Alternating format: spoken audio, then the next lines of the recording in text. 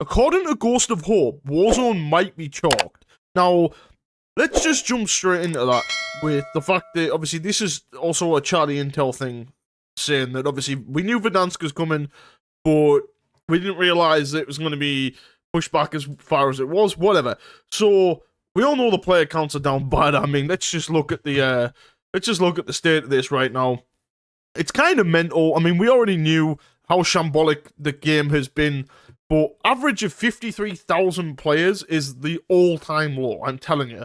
If we go quickly and look back at 2023 when Warzone 2 came out, which was also dire and completely lost like fucking everybody, that still had like, what, 102,000, then 96, then 86. It was still in the, 80s to 100s. And like 50,000, bro.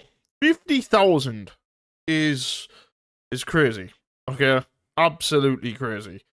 So it kind of shows you how down bad Warzone and COD is right now in general.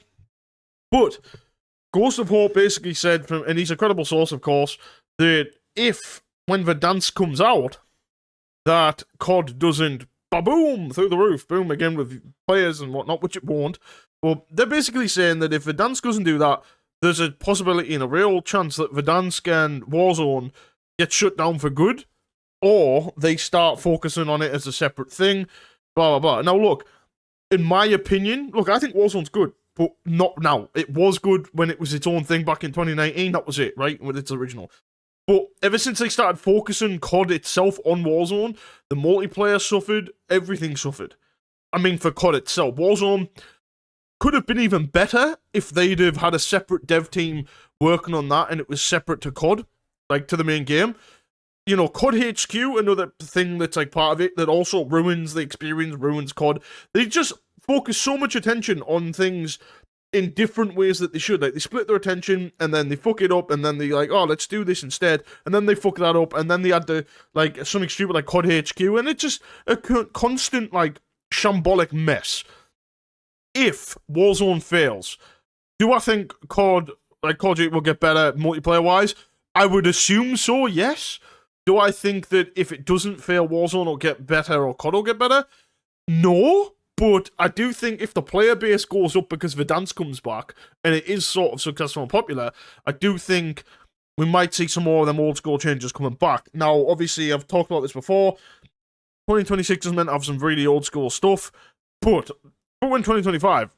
Yeah, we still got this COD to come out, and whatever it is, which is meant to be Black Ops 2 sequel. God forbid it's going to be terrible. We already know that. And then we've got 2026. But if Verdansk isn't good enough, because remember, it's going to play different. Everything's going to be different about it. It's just going to be similar. If it isn't good enough and it doesn't bring back the players and the people that they want, what are the odds? Let's be realistic. What are the odds of the close Warzone? Probably not as little as people think, but it's also not as high as people think. I think it's probably like 50-50 at the minute. I think they're thinking right now, right, if it fails, keep it on the back burner sort of thing, make it separate to COD, whatever, and we can still make money off it with skins and stuff. But they're also probably thinking, fuck it, let's just scrap the bastard, we're done with it. I don't know, man, it's a weird one. I think, in my opinion, I think the best thing they could do is make it separate and go back to Warzone's roots, but just keep it separate from COD itself, like, make it its own game, so I think that would work, but they've got to start, if they're doing these old school changes, like they keep saying they're going to, and they keep, like, teasing it, whatever, they've got to stick to it. Black Ops 6 and Modern Warfare 3 last year have had some decent changes. The Black Ops 6, one thing I will say about this game that I like is the prestige system. We've got old school prestiges back, you get the cool logos from all the other CODs. I like that was quite a cool thing, it was a cool feature. Let me know in the comments if you like that as well. But Modern Warfare 3, we had old school maps. It felt a little bit better with the game, how it played, than the last few games before it. But then this game is completely broken with everything else. And it's like, can we just go back to when the games played for fun? They played well. And you didn't, like, hyper monetize everything and didn't break everything. And then you wouldn't have to rely on Warzone to make you money. You wouldn't have to rely on, Verdansk basically coming back and saving the game. Because right now, I think Verdansk is saving the franchise if it comes back, if it's good enough. Because, I mean, nothing else is good enough right now. The best thing they've released, in my opinion, on this game was, Jesus, I don't even know. Like, I'm trying to think. Maybe new guns? You know, like, I don't like the skins thing. I would rather run around in a military skin like your normal COD. You know, I like custom camos and stuff, and that's about it. So I'm never going to sit there and say that that's a great thing. But yeah, COD's not COD anymore, man. It's a shade of itself. It's like a parody mixtape of itself. It's fake as shit. And yeah, fuck it, bro. Like, it's so wrong. I see comments in my videos all the time about, I'll stop playing it, like, everyone else should stop playing it. And I agree 100%. Like, literally, don't pay for the game, don't buy it, and don't play it.